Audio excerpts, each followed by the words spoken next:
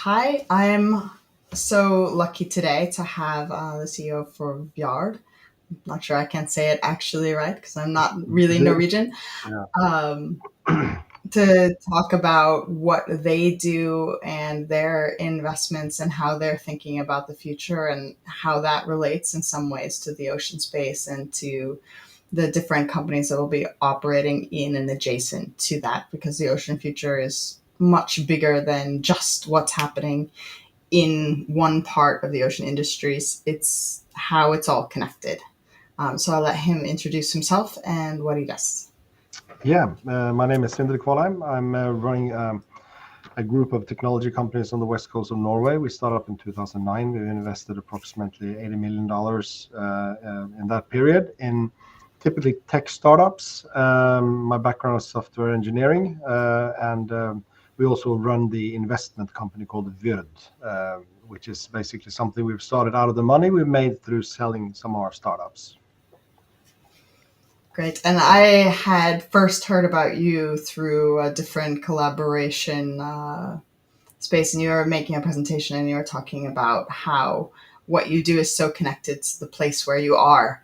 And I found that so interesting because I've always looked at it as such a global industry, but of course, it's a global industry that's connected by a lot of localities. Mhm. And the localities are also important in that. And I wonder if you want to expand on that before we dive into some of the other questions. Yeah, I think it's all about it. It basically started because there's not too much. When we started up, there was no risk-willing private capital in Norway at the moment because of our tax system. It's basically much more normal to just put your money into buildings and real estate when you get it. I mean, investing in startups was a phenomenon that was almost unheard of in 2008, 2009. Mhm. And the differentiator came in when a group of capitalists decided that lives in our region decided they wanted to call around to every single young person that had moved away and offer them what do you need to move home and start your company. And I was one of the guys that was called, and we moved back and started an IT company. And just after a couple of months, we really caught up to this local patriotic kind of vibe that was here. I Mhm. mean, the only thing that meant anything was to build the area, build the region, and that basically made us into this kind of area where we just started getting a lot of capitalists to move the money into us so we can invest them in young people that wanted to move back here. So that's why we started a company like Whereby, this video servicing company, quite large. We built one of the largest data centers in the world in an abandoned mine here. So I would say that the passion comes from creating jobs, building the region. And of course, every single idea has the sustainability aspect of it because we live along the coastline. We can see the pollution every day if we don't handle it. So, yeah, that's the background. Yeah. How do you approach evaluating the different potential impacts that the investments that you make have and how it builds on, either the ocean environment or adjacent spaces or I know you're doing a little with fisheries. Yeah, no. So it's since we are basically a group of tech companies that we are the IT part of that group, but we have the longest hydrodynamic test tank in Europe here. We have one of the largest milling machines for creating boats and vessels and plugs to shape to mold them in. And So the entire group is based on basically making boats and better, faster, more fuel efficient, more easier to build, and more modern. So we're the IT part of that. That's why and Måløy, where I am, is like the fifth busiest harbor in Norway. So every boat that stops in Måløy needs help becomes a client for me.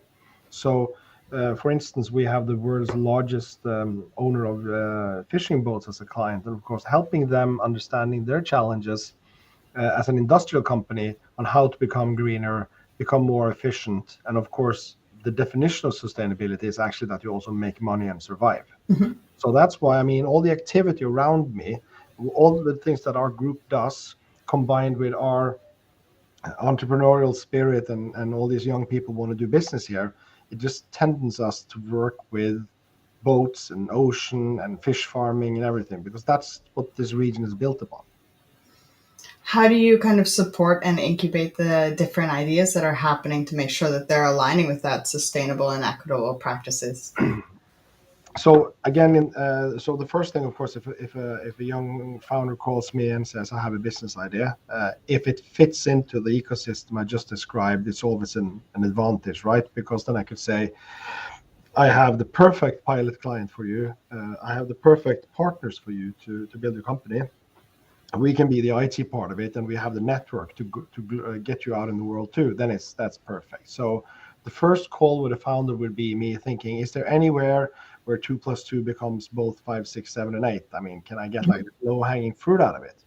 After that, of course, it has to be something that is compliant with the world going forward, right? We don't want to put money into CO2 heavy industries and stuff like that. And of course, the team is always, that's a cliche, but it is always the most important. So when someone comes into my office, I usually decide within 30 seconds if I would love to spend more time with those. Because when we invest, we go in heavy and we work with them like hundreds of hours a year, and then the chemistry has to be there. I Mhm. also look for diversity in the team. If it's one founder alone, that's always a bit negative. If they're a team of like two girls and a guy, or two guys and a girl, if there's at least a team, then you show that you have the ability to get people to work with you and believe in your idea. So that's Mhm. always a good thing. And of course, in these times, valuation of the company, because we're not that big. So Mhm. if the company is worth 1 billion and they're asking for 100 million, then I know before they enter the room that this is something I need to raise up the entire group, our network to work with. Mhm. I was just at She, so I have a very big diversity and inclusion kind of thing going on in my mind at the moment, and Mm. talking about how do you include the different groups that might not necessarily be included yet, and how do you invite them, and how do you introduce them, and how do you get them kind of into those network positions to bring the ideas forward. And I know that, by the time they get to you, they've already had a long journey on that road. I think I'm one of the that's I'm getting a bit punished for that now, because I've received over 200 cases since we started marketing that we are here, just like 1.5 years ago. It's been so many young people calling, and I always try to kind of use a bit of time and make sure that their time isn't wasted. So if I Mhm. use 30 minutes of them on a video, I always try to make sure that they leave that video either with a yes or a no, but also some relevant competence. It should be worth it, right? Mhm. And but I'm quite accessible, I would say, much more than a lot of others. And since I belong to a larger group, because we work together, we call ourselves a group called Water Talk, which is basically rowing a boat. We're in the Mhm. boat together with the founders. I can pick up the phone now and I can reach basically every single investor that is relevant from Ålesund to Stavanger, because Mhm. we work together on a weekly basis. So my role would be, if a founder calls me, I would say I'm the technical alibi. If I can prove that your idea is possible to build, if it's a Mhm. software, can you program it, will it scale, and so on. I don't ask questions about the business model, because Mhm. okay, other people can do that. So if I think that they have an idea that solves a problem out there and it's possible to actually make it, then I would typically send them on to other people in our group that would do the business model type of things Mhm. around it. Remember, we've lost 140 millions on Whereby the last 2 years, Norwegian NOx. It's still one of our biggest success. But again, we used 8 million NOx per month in marketing, and I've just started saying that I don't understand anything about that anymore. Mhm. Even though that's a huge success for us, I don't understand how we did it and what's necessary to do it again. Mhm. So yeah, my confidence is robbed from me because of that case. That's why I stick to the technical part. Do you have other examples in the portfolio that are kind of positive impacts for people, planet, and returns? Because the returns have to be a part Yeah, of it, of course. I think my one in 2009 when we started this, we made Local Hope, which is an IT provider. We made it the first environmentally friendly IT provider and data center in the Nordics. Mhm. So the hardware provider Dell, the guys with the laptops and the servers, they actually used us as their how to build the green data centers. Mhm. And you can also see in Microsoft's press release when they entered Norway and said Norway is now a data center nation, they actually mention us as one of the pioneers, because we were among the first to start connecting environmentally friendly IT with this industry.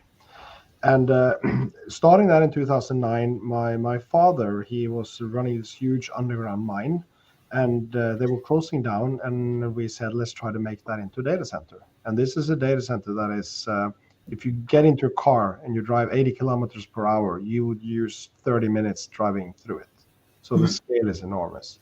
So that took us many years to build it up. But when that was opened in 2016, it was the greenest, most sustainable data center in the world. It still shares any first place because it's not possible to make it any greener.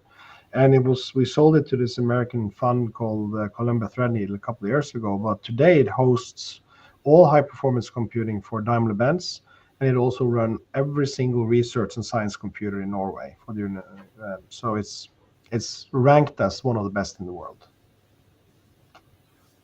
It's really cool. I'm thinking about the future of energy and how that's going to really transform computing power and how that all works. Because of course, if you look at blockchain, it's not really feasible until we have really green electric grids. And how do we do that? And as we're putting more and more electric cars on the grid, there's a bigger demand. And it's a And lot of infrastructure there as well. yeah, Uh, and for me, it's shocking, when you saw that TikTok announced they're moving to Norway now with the data center outside of Oslo, and they're hosting one app. I mean, TikTok is one app, and mhm, they're going to be using 1 to 1.5% of Norwegian power production, not consumption, but production for one mhm, app. So my concern in that area is that we are building a digital junkyard with so much old data we don't need. They're like when the chat GPT arrives now with the AIs, they basically need to pre-index the internet, all of them. Uh, mhm. and their power bills are going to go through the roof. And we're going to have 7 and 8 and 9 of those that are basically just copying, indexing all the information in the world to be able to Yeah. serve us faster. And then you put all these social media apps. I mean, just Facebook's birthday videos requires Mhm. like 2 data centers to be Yeah. made. So that's for me one of the huge challenges with I my think that industry. that's a big blind spot actually It in is. the social story around green transitions and things. So they're Yeah. like, oh well, data is not a thing. It's not paper, so it's not wasting resources, and then it's This a video, huge use of resources. this call alone requires the same amount of power as 2 refrigerators. Yeah, Just this call. yeah. So yeah. It's a lot to think about for Yeah. sure. Uh, So again, the way we invest primarily in these things, we always look for synergies between what we already have. We look at the team. Of course, we have to look at valuation and so on. But for my part, it's always about, does it solve a huge problem? Is it a need for it in the future? Do I believe in the people, and do I actually like them? That's important. What do you think are the biggest challenges regarding kind of sustainability and human well-being? And I'm particularly interested in the ocean part, but I think, if we look at the wider scenario, what do you think the big challenges are? I think that we are using digitalization like the word is used so much that you just assume that everyone are doing it, right? Mm-hmm. I am basically one of the sole provider of IT to industry in this region, and no matter how big the company are, they don't have an IT strategy. I Mm-hmm. mean, it's so rare that even digitalization is in the boardrooms, because they are basically like Bob Dylan has a quote: "No dog has ever pissed on a moving car." That's Mm-hmm. basically the business plan of these companies. They're doing so well, they don't have time to stop and say, "Hey, digitalization important," because it isn't for a shipyard these days. So my biggest challenge is that there's so many amazing tools coming up now that we could implement tomorrow, that could save lives out in the ocean when people fall overboard, that could reduce energy consumption and so on. Mm-hmm. But the incentives to do it aren't strong enough because they're doing so well, they don't want to change at the moment.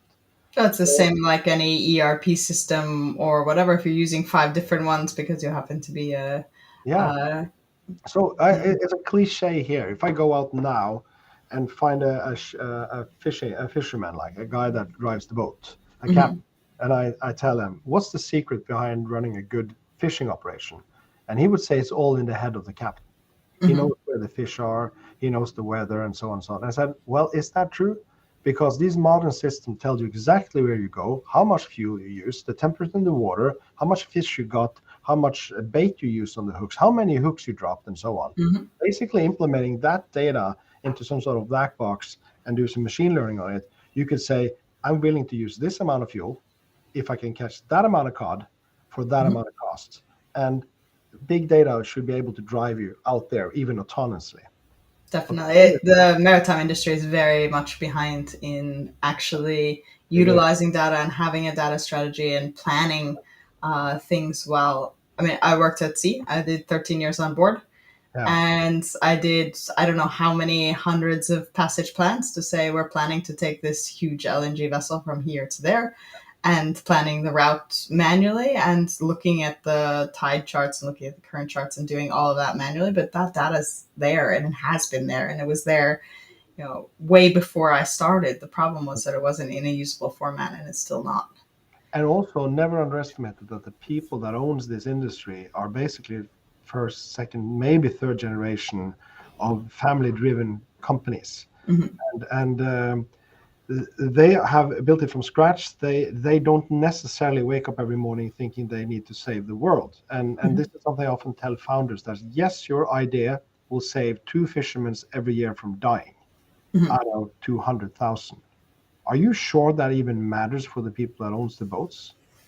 That Yeah. it's in the statistics is that, yeah, but it's human lives, we can save human lives. Yes, but you have to actually translate that to a capitalistic approach where you say it saves lives, but it also gives you a bracelet that you can open the doors to your cabin. Then you save money. That might actually even be more interesting than saving lives. And Hmm. that's one of the problems. The willingness to change and use technology is not there yet at the Yeah. level we need it to make a difference. And then there's other technologies that people latch onto. I mean, I was having a discussion yesterday about seafarers and safety, and there's four of them dying every week all over the world in enclosed spaces. And we Yeah. know the dangers of enclosed spaces. If you close a metal box and you don't go in for a while and you've been filling it and emptying it with seawater, Mm. that there might not be oxygen inside.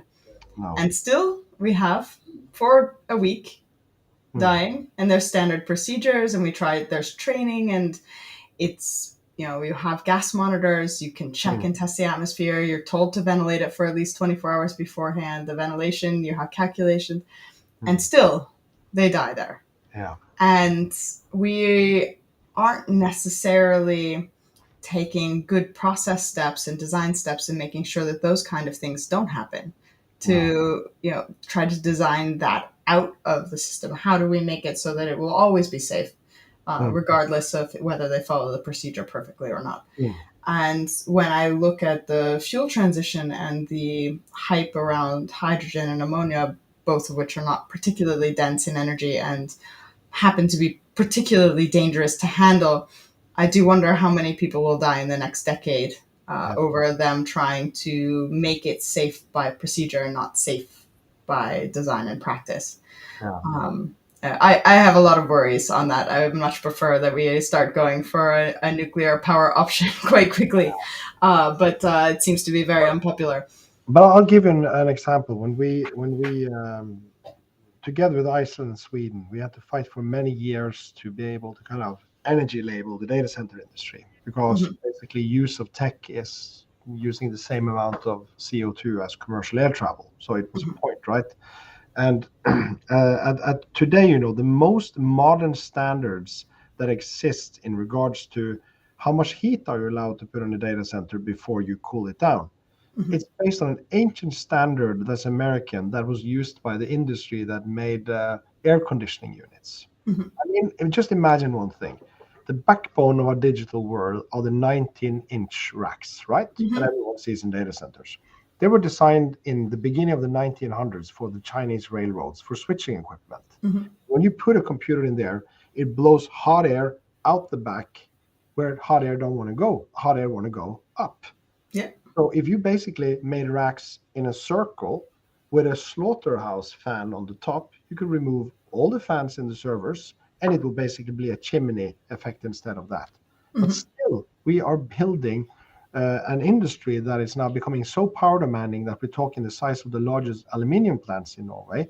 We're Mhm. building it based on equipment from 1902 that pushes warm air where warm air doesn't want to go. Mhm. So I mean, those type of things for me are like mind blowing. Why Yeah. aren't we changing things like that? Yeah, I mean, I can also be said for, even the containers that aren't that old. The standards based around containers, and if we wanted to do just in time shipping and do last mile transitions, then the containers are actually too big for a Yeah, lot of industries. yeah, And we need to have more modular options, but it's not an option at the moment. Because that's the standard. And if you look at the standard width for cars or the standard width, those are based on chariots, and we're still like way yeah, behind on that. And yeah. the same thing with railroads. We're not actually spending the time to reinvent the infrastructure we need No. and So we, to optimize infrastructure. And I'm worried about that with the future of energy transition, because we have to build infrastructure and we should be building it in a major way now. yeah, Um, and we have what I would call gadget-based digitalization. So mhm, some general manager is in a fair and he sees this, oh, this really cool sensor from Disruptive Technologies that has a 10-year battery life and so on. I want to use that. Then he puts that on one pump, mhm, check if it's vibrating, and then they're done. I mhm, mean, if you don't start creating like a digital twin of your company on a paper, this and actually knowing your main processes and then putting tech under that line of main processes and say, okay, we're using that tech in the sales department, that in the marketing, that in the production. Do they talk together? Can we create integrations? Can we yeah. make it more efficient? No one are doing that. And I'm actually now, I've used over 60,000 development hours to create a platform that is affordable for the small companies in Norway, the SMB market. I'm funded Mhm, by the government to do that work, and I've been working with some of the larger companies in Norway on it. And my goal is to be able to offer a platform where you can go out and buy 20 of these or 100 of these and just mhm. implement them, and they're instantly integrated with your financial systems, with your clock and project hours systems, and so on. Well, if you And want to even zoom that out further, if you're looking at maritime, or even if you're looking at fishing, you're talking about also getting those to integrate with the shore side of the yeah, yeah, infrastructure, because it has to do with the handling equipment that's moving it. It has to do with the just-in-time logistics. It has to do with the logistics system. It has to do with the processing facilities that will be taking it afterwards. And there's not really a standard between waterborne and shipborne. And I know that yeah, I work at Kongsberg, so we have yeah. Kongsberg Digital working on some of those things, but they're not necessarily really focused on actually what does the land side of this look like? How do we actually connect Mm. these things together? And And I think that that's why we have to have a collaborative future, because it's not going to be one player that's able to make this work. It's no, many companies all together, and it's cluster development. yeah. Um, So for me, I think that there's not enough people spending serious money modernizing the SMB industry. mhm, If you're not worth a certain amount of millions per year, the large ones they avoid you. I mhm, actually live out of those clients. I'm alone, when I talk to those clients. And if you look at the ones like the Aker Solutions and Cognite and all the others, you need quite a lot of money to get those solutions up and work if you're a small SMB company, mhm. and It's true. maybe more than your total net result the next 2 or 3 years. Mhm, And that's the challenge for me, that when I go to these that are already, even though they have money, but they're already reluctant to digitize, sorry, because they're going so well, they don't see the mhm, need for it. And combine that with the fact that the solutions that are out there are way too expensive. mhm. That's a huge challenge But because, I yeah. do wonder how cluster development can actually be used to help in that. Because I'm the chair of cluster. It's Mhm. a sustainable autonomous mobilities cluster, so we're trying to look at the whole system solution. Mhm. And when you're looking at it, even from the perspective of Kongsberg, or you're looking at it from the perspective of Aker Solutions, or you're looking at it from the perspective of I own a small boat, or I am a trucking company with three Mhm. trucks, it's a very complex situation to try to solve those kind of problems forget about the autonomous part, even to solve it as a, just data flow part between what needs to happen. Yeah. Because it's going to have to pass through many companies to make it work. It's not going to be like, okay, well, I own this data about what I put on the truck, but I'm not going to share it with the truck owner. Exactly. And I'm not going to share that with the end shipper. And there's a lot of difficulty there, I think. It is, and it's always like when like I say to my employees, if they kind of conclude that it's impossible, then it's like, okay, but where do we start? It's like, because it's like something that needs to be untangled. And I think for our sake, it actually works with Kongsberg Innovation with my idea, is to basically start fixing it with the small, with the agile, with the ones that are willing to accept compromises. Like, because if I go to Equinor, they're not going to say we're willing to change 20% of the way we work to make your standard solution work. They want it custom, right? Yeah. But if I go to a company that really can't afford the Industry 4.0 vision, and I give them that vision, but they actually have to change the way they work 20%, they would actually most likely do it. So then I can get volume, then I can get a cluster effect of them working together. And currently I have 10 companies now using the exact same platform, even though they're widely different in what they are. So that's my hope for the future, that you have to change the world stone by stone, from the bottom up. Again, if you try to get Microsoft and Google and all the other to agree on one standard solution for video conferencing, not going to happen. Just look at the browser story. Yeah. I mean, you get locked in with vendors today. I can't change my cars today because they don't support Androids. Sorry, I can't change my phone. I need to have Apple phones because those are the only ones compliant with my cars. So no, but it's that's the ecosystem economy effect. If they own the ecosystem, they can lock people in. They do. So that's my huge worry today. I say from being part of building some of the biggest data centers in the world, I would say that I am really concerned about the digital junkyard that we are building up. The copies of copies of copies of copies of every single digital element we have, and then you have, like, within research, like the CERN Hadron Collider. If that is on for 45 minutes and they gather all the data, that's the amount of data we have on the internet today. So they actually have to select the data they want to store. There's so many things generating data out there that are going to make us inefficient in the end. So big data is a threat to itself because it's so many duplicates. And the absolute challenge we have is the speed of light, because data can't travel faster than the speed of light. So when you have a data center in China, one in Europe and one in the US, and one of them go down, they use hours just to catch up again. And if it's down for 2 days and the one other goes down, then you might get into just this eternal loop of actually moving data around. So yeah, I'm concerned about the amount of data we're producing. How do you see this kind of evolving in our lifetime, and how do you see it as like the stuff that you want to really focus on? To stop it is different. I think that we need, at least in Norway now, with the power discussions, we need to ask ourselves questions. I mean, are one of our most important natural resources to create jobs after the oil is gone, which have to happen at some point, at least at some level. Are we really willing to give all that power away for running one or two, or, I mean, 50 apps now the size of TikTok, and the Norwegian power production is gone? I mean, Bitcoin as a currency itself consumes more power than Italy.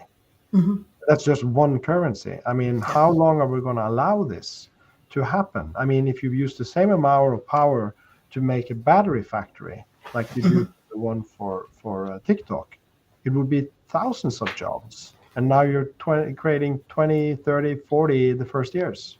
I think that jobs per megawatt is a discussion that needs to happen on land-based industry, at least when you're talking renewable. I think that nuclear it's going to be more and more difficult to avoid in this mix. And in regards to the data, the amount of data, we can't have 50 copies of the internet for each supplier of it. They have to work together on the information that exists in the world. We can't have 50 copies of the total amount of internet pre-indexed to deliver different fast search engines and AIs. Yeah. And I think it's applicable also to the ocean side for passage planning and the weather routing and the weather data. And there's an infinite amount of data that we can collect about what's important and how do we actually manage it. And it feels so. I think it's really sad because we live on the coast there. So every year on the North Sea, we gather an entire village and we gather plastic and Hmm. litter from the ocean every single year. We fill up containers, a lot of volunteers coming in. There's never any garbage from Norway Hmm. because Norwegian fishing boats, they don't drop their waste in the ocean anymore, but they still do that. So there's a lot of stuff that can be done still on just telling people, hey, that's wrong. I think even worse than that is actually the pollution that's just washed from land. Mm, Uh, because you'd see so much of it if they had a flood or if there was a hurricane or something.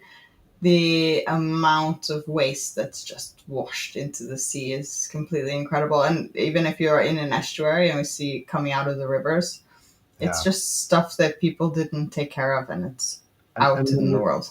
and when you see aerial footages of some cities in like in India where you can see the waste just flows Hmm. out. The amount of litter we clear in 1 week, that's like 10 minutes of Yeah. that river coming out. So I And mean, some of it might have come there from the ocean currents. yeah, so it's still like a government attitude problem. You have to train the people to understand how important this is. So it's not But a simple solution to like anything. I said before, procedures and training is not going to solve the problem. It's No, not 100%. Maybe you'll get 60% that way, but the other 40%, yeah. um, it's really challenging Well, that to that's catch. an important point. Just maybe as an end note is that I love when founders, when young founders come to me with a business idea and they're willing to get involved. They have a cool idea, but they're also willing to use their knowledge to talk like this, like Hmm. to try to change the world, to try to affect change with politicians. It's not always that 100% laser focus 24 hours a day on your business idea is the best.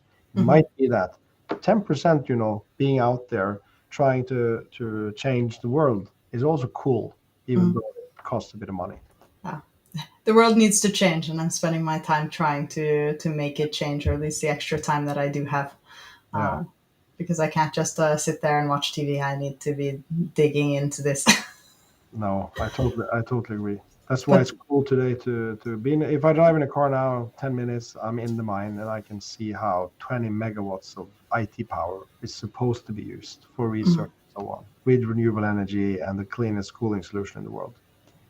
hopefully this is going through there, but I have no idea. No, Thank you very much for taking the time to talk with me and to share your perspectives with the people that are following this project. And hopefully, yeah, hopefully it will come up when the internet has been scoured for information on let's this. hope so. Yeah. Okay. Nice All right, talking to you, Jacqueline. thanks.